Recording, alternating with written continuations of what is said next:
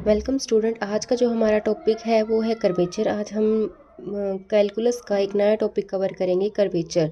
तो curvature start करने से पहले ये बिल्कुल ही नया कॉन्सेप्ट है। इसमें हमें कॉन्सेप्ट को कैसे समझना है, देखो कर्वेचर एक्चुअल में हम क्या डिफ़ाइन कर रहे हैं। कर्वेचर हम डिफ़ाइन करें कि मान लीजिए आपके पास कोई कर्व दे रखी है, वो कितना बेंड हो रही है, उसकी जो बेंडिंग पोजीशन है किसी पॉइंट पे, उसको हम क्या बोल रहे हैं, कर्वेचर बोल रहे हैं। तो देखिए जैसे हम क्या डिफ़ाइन करें, the numerical measure of the sharpness of the bending of a curve at a point is called curvature of the curve at that point। अब यहाँ पे हमने दो कर्व डिफाइन की, एक कर्व के जो थी हमने पी क्यू मान लिया, दूसरी हमने क्या मान लिया, एल एंड एम। अब हम बोल रहे हैं जो न्यूमेरिकल मेजरमेंट है of the sharpness of the bending of a curve at a point. मान लीजिए ये कर्व जो है वो कितना बेंड हुई है और एल और एम जो कर्व है वो कितना बेंड हुई है किसी पॉइंट पे, तो उनकी जो शार्पनेस हम डिफाइन कर रहे हैं उसको हम क्या बोल रहे हैं, कर्वेचर बोल रहे हैं। उसकी न्यूमेरिकली मेजरमेंट को हम क्या बोल रहे हैं, कर्वेचर बोल रहे हैं। अब कर्वेचर से पहले आपने क्या किया था, कर्वेचर से पहले हमने क्वाड्रेचर किया था, वो बिल्कुल ही नया कॉन्सेप्ट था। क्वाड्रेचर जो और कर्वेचर जो है वो बिल्कुल ही डिफर टॉपिक है। इसमें हम एक्चुअल में क्या कर रहे हैं कि कोई कर्व दे रखी होगी, उसकी हम बेंडिंग पोजीशन पे देख रहे हैं कि वो किस पॉइंट पे, कितनी शार्प पॉइंट पे वो क्या हो रही है, बेंड हो रही है। ठीक है, तो कर्वेचर हमने क्या डिफाइन किया, the numerical measure of a sharpness of the bending of a curve at a point is called the curvature of the curve at that point।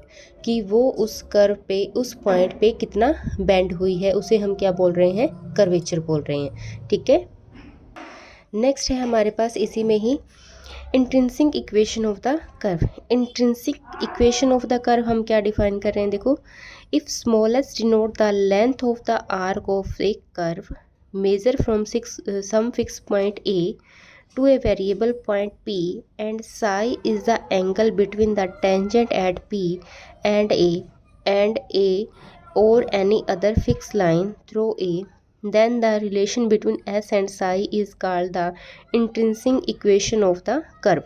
अब हमने क्या डिफाइन किया, जैसे मान लीजिए ये हमारे पास कर्व थी, इस कर्व पे हमने क्या किया, एक वेरिएबल पॉइंट लिया P, ये आपके पास एक फिक्स पॉइंट ए था, इस फिक्स पॉइंट से आपने एक लाइन ड्रॉ की, ठीक है, फिक्स स्ट्रेट लाइन। इस पी पॉइंट पे आपने एक टेंजेंट ड्रॉ कर दिया, ठीक है।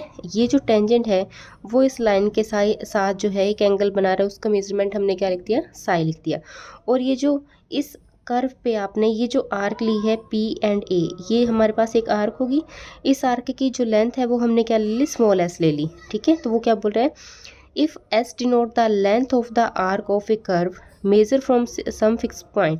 अगर हम इस कर्व की, इस आर्क की लेंथ को हम मेजरमेंट कर रहे हैं किसी फिक्स पॉइंट ए से टू ए वेरिएबल पॉइंट, इस वेरिएबल पॉइंट पे पी पे, and Sai is the angle between the tangent. ये जो टेंजेंट था इस इन पॉइंट्स के बीच में, इन दोनों का टेंजेंट के बीच में जो एंगल वो कितना था, हमारे पास साई था, ठीक है। Then the relation between S, अब जो इस एस के आर्क लेंथ पे, एस पे और जो साई के बीच में जो रिलेशन होगा उसे हम बोलते हैं intrinsic equation of the curve, ठीक है। S and psi R called the intrinsic coordinate, इन्हें हम इंट्रिंसिक कोऑर्डिनेट भी बोल देते हैं। तो ये सिंपल सा कंसेप्ट समझने की बात है कि intrinsic equation of a curve क्या होगी एक्चुअल में, कि हम क्या कर रहे हैं कि जो आर्क आपके पास है उसकी लेंथ और उस पॉइंट पे जो टेंजेंट ड्रॉ हमने किया है उनके बीच में जो एंगल है, उनके बीच में जो हम रिलेशन फाइंड आउट कर रहे हैं उसे हम बोल रहे हैं intrinsic equation of the curve. Next है हमारे पास to find the curvature when the equation is of the curve, या ऑफ द कर्व जो है वो क्या हो, is in the intrinsic form. आपके पास हमने equation of curvature find out करनी है। अब कर्वेचर हमने डिफाइन तक कर लिया कि कर्वेचर एक्चुअल में हम क्या डिफाइन कर रहे हैं। कर्वेचर में हमने क्या देखा था कि कर्वेचर जो है वो क्या होगा, किसी पॉइंट के ऊपर किसी कर्व की शार्पनेस को जो मेजरमेंट कर रहे हैं हम, वो कर्वेचर होगा, ठीक है। अब हम उस कर्वेचर की एक तो इक्वेशन फाइंड आउट करेंगे, ठीक है, और वो इंट्रिंसिक फॉर्म में फाइंड आउट करेंगे, मतलब साई एंड एस की फॉर्म में हम डिफाइन करेंगे। अब देखिए हमारे पास एक्चुअल में है क्या, अब जैसे हम इस डायग्राम से देखें तो ये हमारे पास क्या है, एक कर्व हमने डिफाइन की, ठीक है।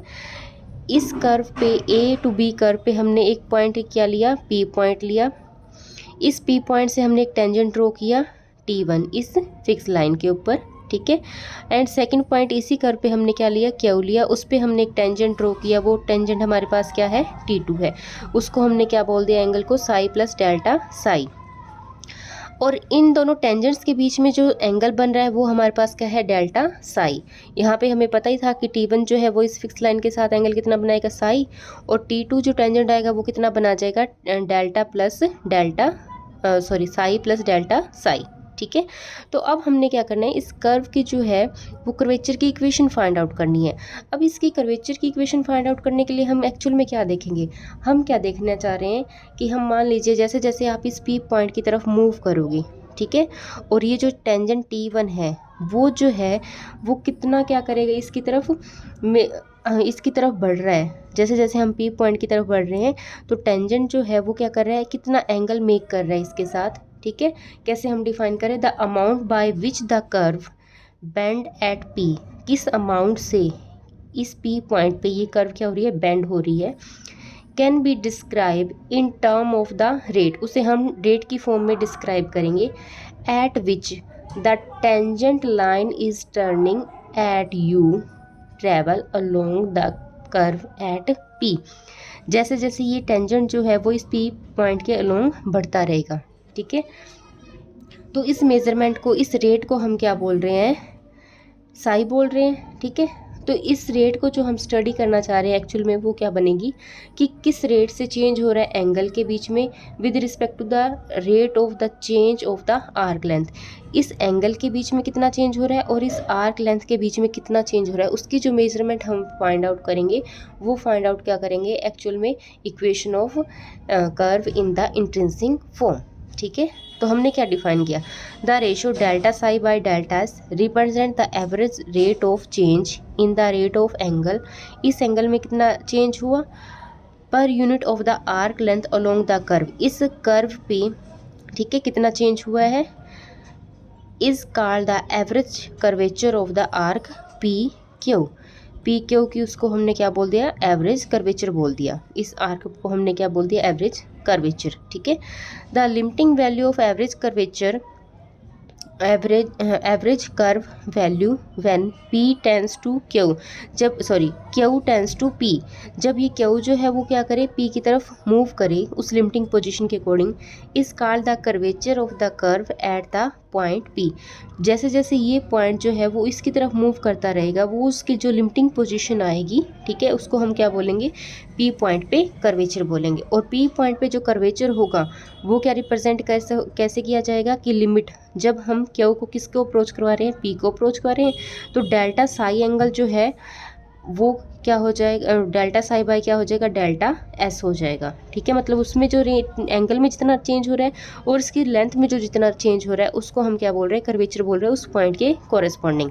ठीक है, तो लिमिट अगर हम डेल्टा एस अप्रोच करवा रहे हैं ज़ीरो को, इसका मतलब हम ये बोल रहे हैं कि इन दोनों के बीच में डिस्टेंस खत्म हो गया, मतलब ये दोनों पॉइंट क्या हो जाएंगे, सेम हो जाएंगे। ठीक है, तो delta psi by delta S जो है वो किसके इक्वल आ जाएगा, D psi by D S. ठीक है, तो ये एक्चुअल में क्या है, रेट ऑफ चेंज है कि कितना उस एंगल में चेंज आया और कितना उस आर्क लेंथ में चेंज आया, वो हमारे पास मेजरमेंट आ गई है, तो वो उस पॉइंट पे हम क्या बोलेंगे, कर्वेचर बोलेंगे। ठीक है, नेक्स्ट इसमें आगे नोटेशन दे रखी है, the curvature of curve C at a point, मान लेते हैं सी कोई पॉइंट था, ठीक है, X Y on C is denoted by the Greek letter kappa, kappa से डिनोट करते हैं, वो स्मॉल के की फॉर्म में रहेगा, ये आपकी बुक में दे रखा है इसकी कि ये कैसे डिफाइन करते हैं। तो कापा जो है वो क्या होगा, एक्चुअल में इसकी एब्सोल्यूट वैल्यू को डिनोट करेगा, where angle psi is the angle which the tangent line to curve C at X Y पे पॉइंट पे जो मेक कर रही है। ठीक है, with the positive X axis लेनी है हमने, and S is the arc length of the measurement along the curve, same वही चीज़ें यहाँ पे बोली जा रही है कि एस जो है वो मेजरमेंट रहेगी।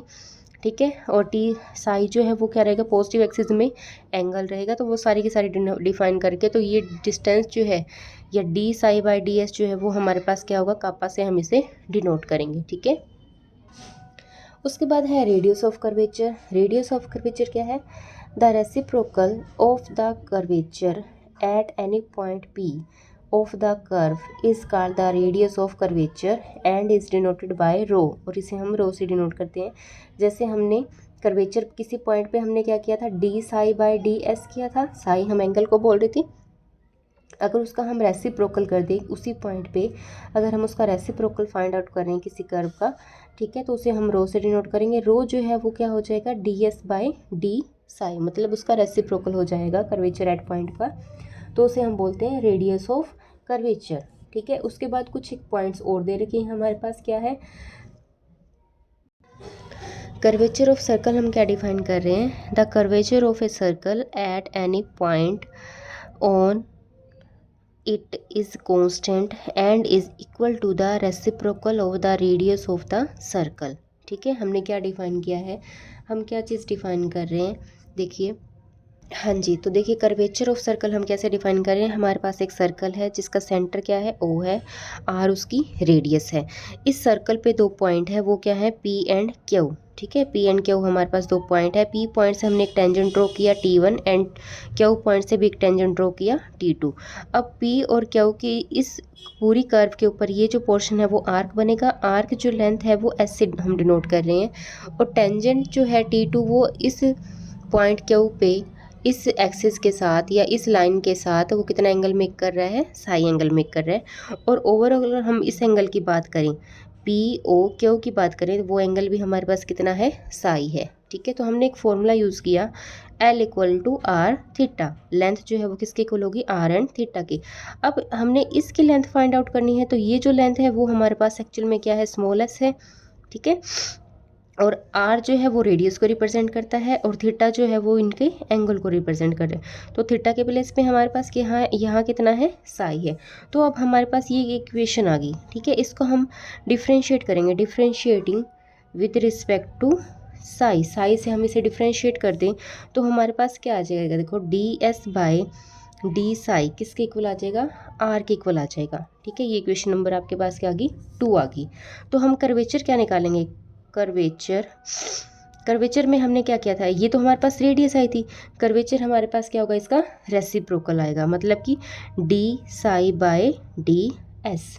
ठीक है, वो हमारे पास कितना आ जाएगा, 1/r, और ये हमारे पास क्या रहेगा, एक कांस्टेंट रहेगा। ठीक है, तो वो यही बोल रहा था, the curvature of a circle at any point on it is constant and is equal to the reciprocal of the radius of the circle. यही चीज़ बोल रहा है वो कांस्टेंट रहेगा, और वो रेडियस है जो सर्कल की उसके क्या रहेगा, रेसिप्रोकल रहेगा कर्वेचर एट पॉइंट। ठीक है, तो ये जो इसकी वर्डिंग जो है वो हमने यहाँ से प्रूव कर दी, the curvature of a circle at any point on it, circle के ऊपर जो भी पॉइंट होगा वो क्या रहेगा, इज़ कांस्टेंट, वो कांस्टेंट रहेगा, एंड इज़ कर्वेचर जो बोल रहे हैं उस पॉइंट पे, and is equal to the reciprocal of the radius of the circle, और वो रेसिप्रोकल होगा किसकी, रेडियस ऑफ द सर्कल की। ठीक है, तो ये हमने प्रूव कर लिया। उसके बाद हम एक छोटा सा आर्टिकल और कर रहे हैं, वो हमारे पास क्या आएगा, देखो इसके सारे जो आर्टिकल हैं बेसिक से वो बता रही हूँ मैं आपको आज। To find the radius of curvature of circle of radius r, radius r, to find the radius of curvature, radius of curvature आपने find out करनी है, of circle of radius r, उस सर्कल की जिसकी रेडियस क्या है, r है। ठीक है, तो हमारे पास इस ऊपर वाली डेफिनेशन के अकॉर्डिंग क्या रिजल्ट आया था, d S by d psi किसके इक्वल आया था, आर के इक्वल आया था। ठीक है, इसका मतलब ये क्या रिप्रेजेंट हो गया, radius of curvature, radius of curvature of circle वो किसके इक्वल आ गया, d S by D psi के इक्वल आ गया, और वो किसके इक्वल आ गया, आर के इक्वल आ गया। ठीक है, और आर जो है वो हमारे पास क्या है, रेडियस ऑफ सर्कल।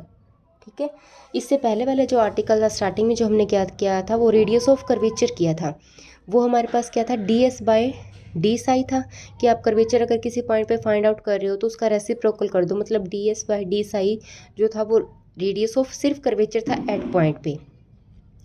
ये है radius of curvature of circle, circle पे हम डिफाइन कर रहे हैं इसको। ठीक है, तो सर्कल पे हम क्या करेंगे, d S by D psi किसके इक्वल आ जाएगा, आर के इक्वल आ जाएगा, वो रेडियस ऑफ सर्कल के इक्वल ही होगा। नेक्स्ट हमारे पास एक आर्टिकल और है, हाँ जी, तो इसमें हम क्या करेंगे, एक curve with constant curvature is always a circle, एक ऐसी कर्व जो क्या हो, जिसका कर्वेचर जो है वो क्या रहे, कांस्टेंट रहे, वो क्या करेगी, ऑलवेज एक सर्कल को रिप्रेजेंट करेगी। तो ये हमने क्या डिफाइन किया, एक सर्कल लिया जिसका सेंटर O है, R उसकी रेडियस है। इस सर्कल पे हमने एक P पॉइंट लिया, इस P से आपने एक टेंजेंट ड्रॉ की इस फिक्स लाइन पे, ठीक है। ये एंगल कितना बना रही है, फिक्स लाइन के साथ साई एंगल बना रही है। एंड हमने क्या किया, एक पॉइंट ये भी ले लिया A, ठीक है, A पॉइंट यहाँ है। A और इस P पॉइंट का जो आर्क बनेगी उसकी जो लेंथ है वो हमने S ले ली, ठीक है। तो ये एंगल जो है AOP ये हमारे पास कितना रहेगा, साई रहेगा। तो हमने कर्वेचर देखा इस पॉइंट पे, ठीक है, curvature of curve at point P। इस P पॉइंट पे हमने कर्वेचर क्या निकाला था, D psi by D S, ये हमारे पास फॉर्मूला था, ठीक है। हम क्या कर रहे हैं, as curvature is given to be constant, ठीक है, उसको हमने बोल दिया C। मान लीजिए ये जो कर्वेचर है वो हमारे पास क्या है, C है। तो d psi by D s जो है वो क्या हो जाएगा, कांस्टेंट हो जाएगा, ठीक है। और हम इसको कैसे सॉल्व कर सकते हैं, डी एस हमारे पास क्या आ जाएगा, इसको इधर शिफ्ट कर दीजिए, ठीक है, 1/c डी ऑफ साई के इक्वल आ जाएगा, ठीक है। जब हम इंटीग्रेट करेंगे, तो इंटीग्रेट करेंगे तो डेरिवेटिव कैंसिल आउट हो जाएगा। तो s जो है वो किसके इक्वल आ जाएगा, 1/c साई के इक्वल आ जाएगा, ठीक है। एज रेडियस इज कांस्टेंट, अगर रेडियस कांस्टेंट है तो हमने क्या ले लिया, तो टेकिंग 1/c जो है वो हमने r के इक्वल ले लिया, ठीक है, क्योंकि ये 1/c भी क्या है, कांस्टेंट है, और रेडियस भी है वो भी हमारे पास क्या था, कांस्टेंट था। तो हमने इसको ना क्या ले लिया, r ले लिया, ठीक है। तो इसका मतलब हमारे पास जो इक्वेशन बनेगी वो क्या आ जाएगी, s इक्वल टू क्या आ जाएगी, r साई के इक्वल आ जाएगी, ठीक है। तो ये जो है वो हमारे पास क्या आ जाएगी, equation of an circle, equation of a circle, ठीक है। तो इसका मतलब कर्व जो होगी विद कांस्टेंट कर्वेचर वो ऑलवेज क्या करेगी, एक सर्कल को रिप्रेजेंट करेगी। तो ये सिंपल सा आर्टिकल था, ठीक है, कि अगर हम एक सर्कल ले रहे हैं जिसका रेडियस क्या है, r है, उस पर एक P पॉइंट है, P पॉइंट से हमने एक टेंजेंट ड्रॉ किया, ठीक है। इस O से हमने एक डिस्टेंस और लिया, A पॉइंट भी इस सर्कल पे था, ये डिस्टेंस S था, ठीक है। तो हमारे पास जो कर्व होगी विद कांस्टेंट कर्वेचर, अगर इसका कर्वेचर क्या है, कांस्टेंट है, तो वो ऑलवेज क्या करेगी, एक सर्कल की इक्वेशन को रिप्रेजेंट करेगी। मतलब कि कर्वेचर हमने डिफाइन किया, अगर ये कर्वेचर है तो ये क्या करेगी, एक सर्कल को रिप्रेजेंट करेगी, अगर इसका कर्वेचर क्या है, कांस्टेंट है। तो बिल्कुल ही सिंपल सा आर्टिकल था ये। तो उसके बाद हम करने जा रहे हैं radius of curvature of Cartesian equation, for Cartesian equation. Radius of curvature आपने फाइंड आउट करना है कार्टेशियन इक्वेशन से। रेडियस ऑफ कर्वेचर हमने डिफाइन कर लिया था, सर्कल ऑफ कर्वेचर भी हमने डिफाइन कर लिया था, ये सारे हम पॉइंट फाइंड आउट कर चुके हैं। तो हमने क्या करना है, रेडियस को हमने किससे डिनोट किया था, रो से डिनोट किया था, ठीक है। तो हमने क्या करना है, टू फाइंड रो का मतलब रेडियस ऑफ कर्वेचर, ठीक है। अगर आपके पास इक्वेशन जो है वो क्या हो, the equation of the curve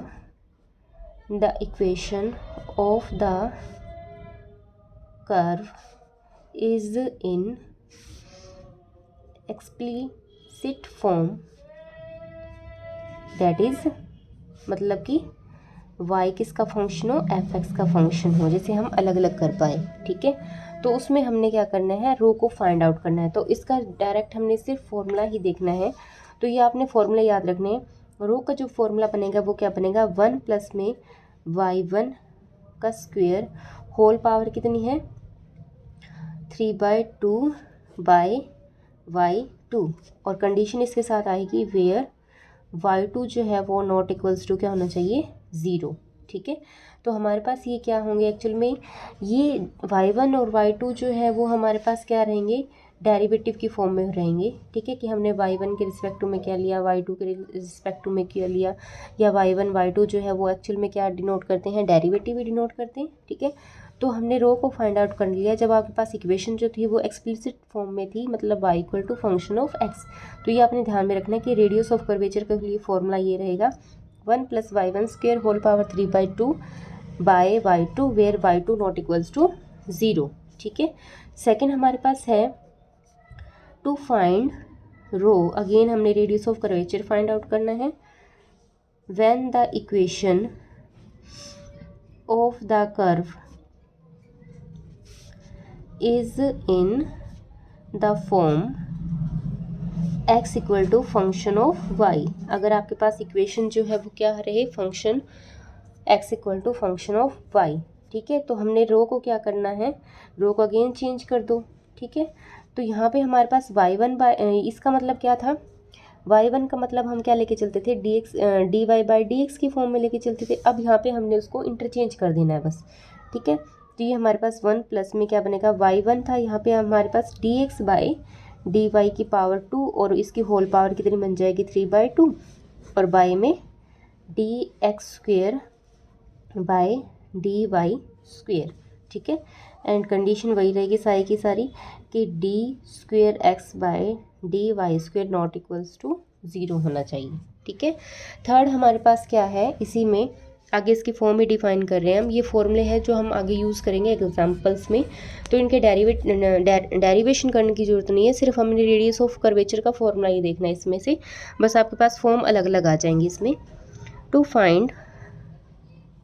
find rho when the equation of the curve is in implicit form, that is f of xy equals to 0। ये इम्प्लिसिट फॉर्म होगी। ठीक है, एक्सप्लिसिट फॉर्म क्या होती है, जिसमें हम x और y को अलग कर पाएँ, और इम्प्लिसिट फॉर्म क्या होगी, जिसमें हम फंक्शन ऑफ एक्स वाई को ही लेके चल रहे हैं।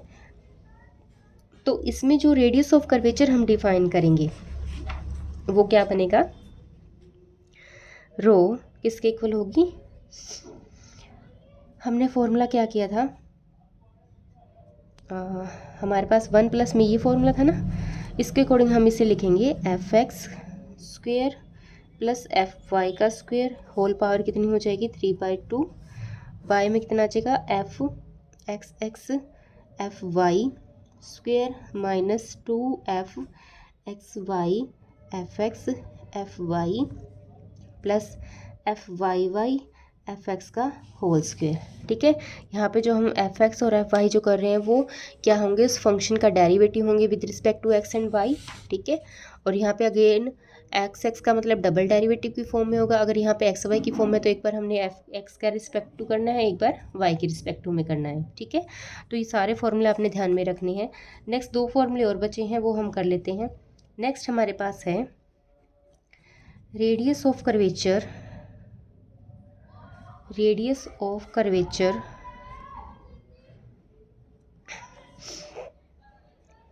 For parametric equation. अब हमने पैरामीट्रिक इक्वेशन के लिए रेडियस ऑफ कर्वेचर निकालना है। ठीक है, तो वो हमारे पास क्या है, टू फाइंड रो, अगर आपने रो को फाइंड आउट करना है और कर्व जो है वो क्या हो, फंक्शन ऑफ टी हो, सिमिलरली y जो है वो क्या हो, फाई ऑफ टी की फॉर्म में रहे, मतलब t हमने यहाँ पे एक पैरामीटर फॉर्म यूज़ की है, t जो है वो एक पैरामीटर का काम कर रहा है। ठीक है, तो हमने यहाँ पे रो फाइंड आउट करना है। तो रो को फाइंड आउट करने का हमारे पास क्या मेथड होगा, रो हमारे पास है सेम वही थी, 1 प्लस में y1 का स्क्वायर इसकी पावर 3/2 बाय में कितना था y2, तो इसको हम क्या लिख सकते हैं, x' 2 y' का स्क्वायर होल पावर कितनी है 3/2 xy double dash minus y' x double dash, ये डेरिवेटिव को डिनोट कर रहा है। ठीक है, ये function of x and y के रिस्पेक्ट टू में रहेगा। नेक्स्ट उसके बाद हमारे पास क्या है, एक फॉर्मूला और है। नेक्स्ट हमारा लास्ट आर्टिकल है इसका, to find the radius of curvature when x and y are function of s। जब हमारे पास x और y जो कर्व दे रखे वो किसका फंक्शन रहे, s का फंक्शन रहे। ठीक है, the length of arc measure from a fix point p in the curve, वो हमारे पास क्या रहेगा, रो स्क्वायर किसके इक्वल होगा, dx बाई डी साई का whole square plus dy by d psi का होल स्केयर। तो यहाँ तक हमारे सारे न्यूमेरिकल कंप्लीट होते हैं। हमने क्या किया आज के टॉपिक में, हमने रेडियस ऑफ कर्वेचर, पहले हमने कर्वेचर देखा। कर्वेचर एक्चुअल में क्या हम डिफाइन करे थे, the numerical measurement of the bending of A sharp curve. ठीक है, शार्पनेस हम बेंड कर रहे थे, मेजरमेंट कर रहे थे किसी कर्व की। अगर कोई कर्व जो है वो कितने शार्प पॉइंट तक बेंड हो रही है, तो वो जो बेंडिंग है फॉर्म है उसे हमने क्या बोला था, कर्वेचर बोला था। उसके बाद हमने interesting equation of curve find out की थी। वो हम क्या कर रहे थे, अगर हम आपके पास मान लीजिए कर्व के ऊपर 2 पॉइंट ले रखे हैं, एक पॉइंट पे हमने टेंजेंट ड्रॉ किया, तो टेंजेंट जो है वो किसी फिक्स लाइन से एंगल मेक कर रहा था। उस एंगल का और उस आर्क लेंथ का जो मेजरमेंट है या जो उनके बीच में जो हम रिलेशन डिफाइन करेंगे उसे हमने बोला था इंट्रिंसिक इक्वेशन। फिर हमने रेडियस ऑफ कर्वेचर भी फाइंड आउट किया था। रेडियस ऑफ कर्वेचर हमने क्या डिफाइन किया था, फिर हमने रेडियस ऑफ कर्वेचर में क्या किया था कि जो रेट ऑफ जो आर्क लेंथ की रेट है और जो टेंजेंट की रेट ऑफ लेंथ है उनके बीच में जो रेशो हमने फाइंड आउट किया था वो कर्वेचर था। कर्वेचर का हमने अगर रेसिप्रोकल फाइंड आउट किया तो वो हमारे पास क्या बना था, रेडियस ऑफ कर्वेचर। फिर हमने क्या किया था, सर्कल ऑफ रेडियस भी फाइंड आउट किया था, सर्कल ऑफ कर्वेचर भी फाइंड आउट किया था। तो ये सारे आर्टिकल हमने आज डिस्कस किए थे। तो इस टाइप से आपने क्या करना है, ये सारे ही टॉपिक बिल्कुल ईजी हैं। तो आज के टॉपिक में हमने कर्वेचर के जो मोस्ट इंपॉर्टेंट आर्टिकल थे वो सारे के सारे देख लिए हैं। उसके बाद हम इसके क्या करेंगे, न्यूमेरिकल सॉल्व करेंगे सिंपल से। अब कर्वेचर जो है वो एक्चुअल में एक सिंपल सा टॉपिक है, अगर आप इसे इंटरेस्ट लेके करोगे तो ये बहुत इंटरेस्टिंग लगेगा। आज के टॉपिक में हम इतना ही करेंगे। Thank you.